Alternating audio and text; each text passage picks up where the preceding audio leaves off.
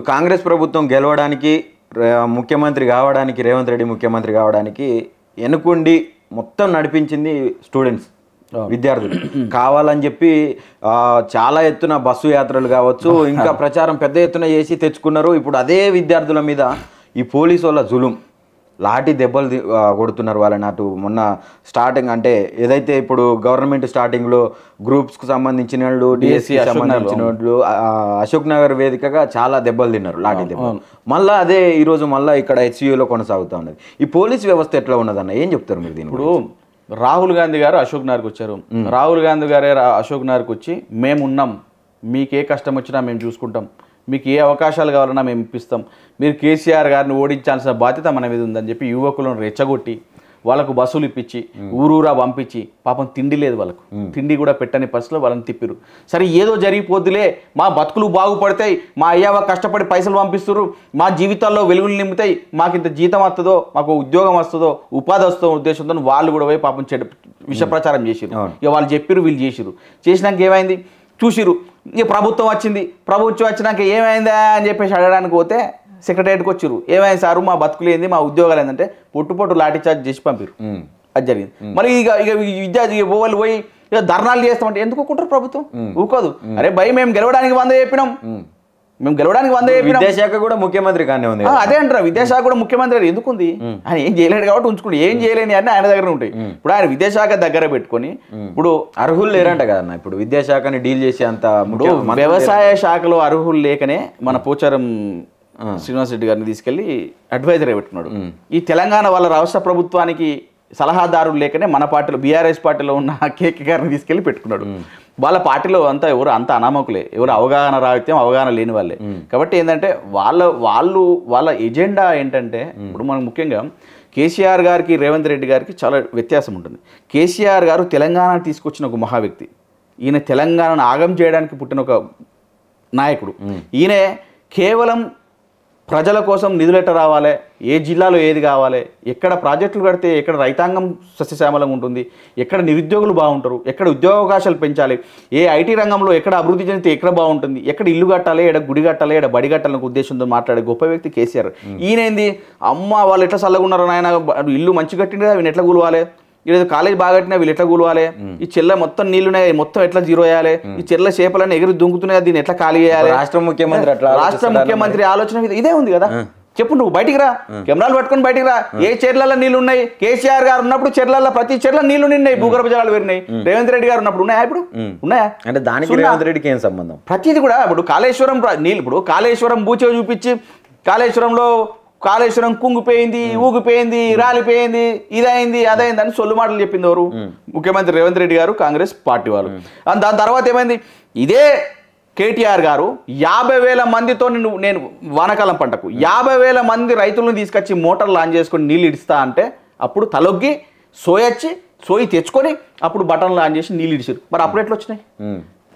అంటే ఏది జరిగినా కూడా బీఆర్ఎస్ పార్టీ నాయకులు కేటీఆర్ గారు ప్రశ్నిస్తే తప్ప వాళ్ళు మేలుకుంటలేరు. ఎవరు నాయన ఉద్యోగాలు ఈరా నాయన, వాళ్ళకి ఏదో చూడురా నాయన అంటే మరి కేటీఆర్ గారు మీరు వస్తే మనం కూర్చొని మాడదాం అంటారు. రైతాంగానికి నీళ్ళు లేవురా, రైతులకు పెట్టుబడులు లేవురా, రైతుల పరిస్థితి ఏందిరా, ఎరువులు ఏందిరా అంటే కేసీఆర్ మనం ఢిల్లీ పోయి కొట్లాడదాం. అరే మన కేంద్ర ప్రభుత్వం నుంచి నిధులు వస్తలేవురా నాయన, మిమ్మల్ని తెలంగాణ ప్రజలు నీకు 8 ఇచ్చే, బీజేపీకి 8 ఇచ్చే, 8 ఎంపీలు గెలుచుకుంటారు, ఇంట్లో మంచి సలహా వండ పడుతుంది, జర ఢిల్లీ దాకా ఓర్రా నాయన, కొట్లాడురా నాయన అని అంటే కేసీఆర్ గారు మీరు ఢిల్లీ వస్తే మేము కొట్లాడతామే. అలాంటి పరిస్థితి. లగచర్ల గట్టలు ఏమంటే అదే అంటే, అరే రైతుల రుణమాఫీ కాదంటే మీది లెక్కలు కొంచెం చూపిరు, ఎవరికి ఏలేదో లెక్క. అరే ప్రభుత్వంలో ఉంది మీరా మేమా? ప్రభుత్వంలో మీరున్నారు.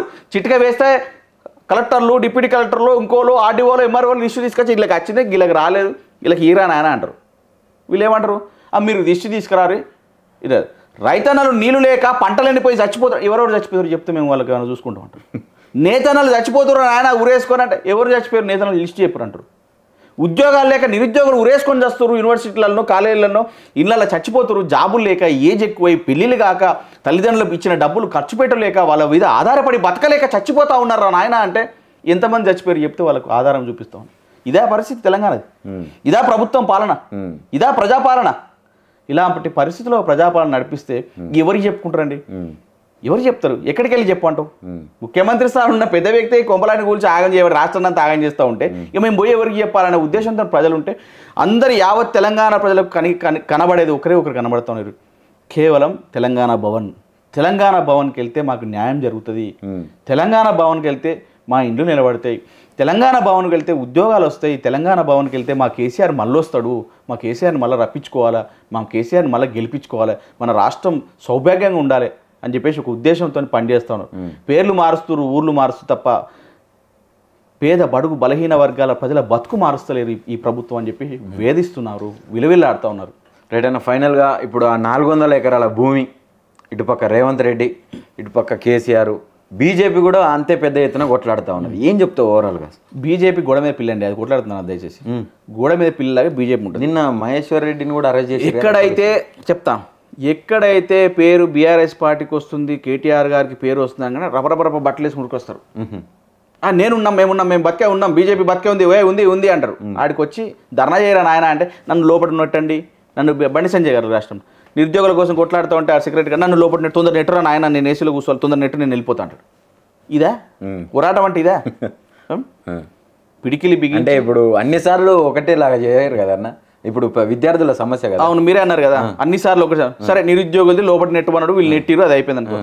మరి మూసీ బాధితులు కేటీఆర్ గారు వెళ్ళి మన మాజీ ఎమ్మెల్యేలు, మాజీ ఎంపీలు, మన మాజీ మినిస్టర్లు అందరూ కూడా బీఆర్ఎస్ పార్టీ నుంచి వెళ్ళి వాళ్ళ ప్రాబ్లమ్స్ ఏంటి, వాళ్ళ బతికేంది, వాళ్ళ కోర్టులో మేమున్నాం, మేము కోర్టులో కొట్లాడతాం, మేము ఉంటాం, మేము వెంటనే చెప్తే అమ్మని మళ్ళీ మూసీ పేరుతో మళ్ళీ వీళ్ళకి పేరు పోతున్నారు ఆయన, మళ్ళీ బీజేపీ వాళ్ళ తొందర నడురు బట్టలు చదువురు అని మళ్ళీ వచ్చి బండి సంజయ్ ఇట్లా అందరూ వచ్చి మళ్ళీ రోడ్ల మీద కూర్చోడు. అంటే ఏది చేసినా కూడా బీఆర్ఎస్ పార్టీ అడిగేసి ముందుకెళ్ళి చేస్తేనే తప్ప వీళ్ళెవరు కాలు కదలబరు. ఎందుకంటే బీజేపీ కాంగ్రెస్ ఒక్కటై చేస్తున్న పరిస్థితి ఈరోజు తెలంగాణ రాష్ట్రంలో గమనిస్తూ ఉన్నాం. ప్రజలందరికీ కూడా తెలుసు, అసెంబ్లీ ఎలక్షన్లో చూసిర్రు, పార్లమెంట్ ఎలక్షన్ చూసిర్రు, ఈరోజు జరుగుతున్న పరిస్థితులు.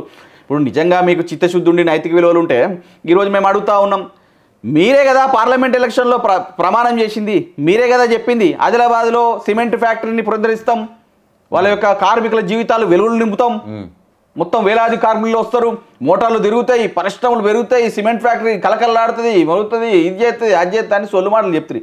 ఇవాళ ఏమైంది? ఇదే సిమెంట్ ఫ్యాక్టరీ తుక్కు కింద అమ్ముతున్నారు తెలుసా?